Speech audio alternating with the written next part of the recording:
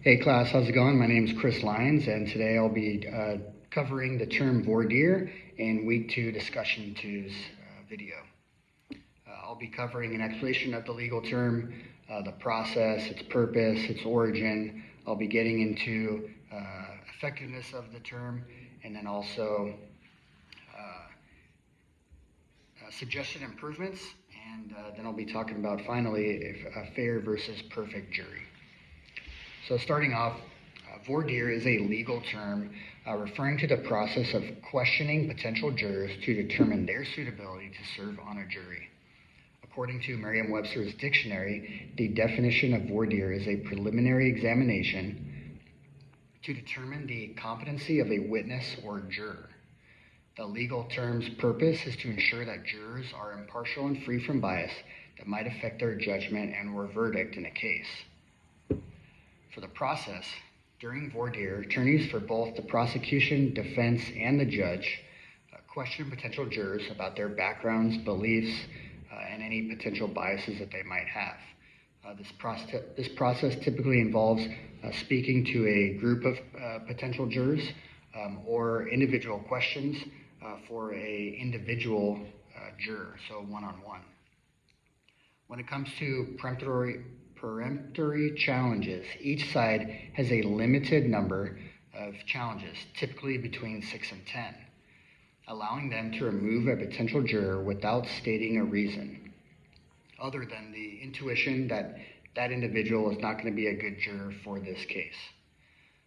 When it gets into discretionary strikes or challenges for cause, this avenue is unlimited. However, the juror must have a very specific reason as to why this candidate may not be a good fit for this case as a juror based on potential biases or attitude or anything like that.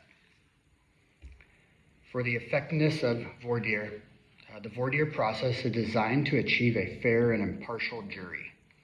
However, its effectiveness can be limited by the manner it is used. The process may be wasted by an attorney by asking the wrong questions or going on and on and on about education of the term or the legal process, and they might miss the mark on identifying those potential biases in these potential jurors.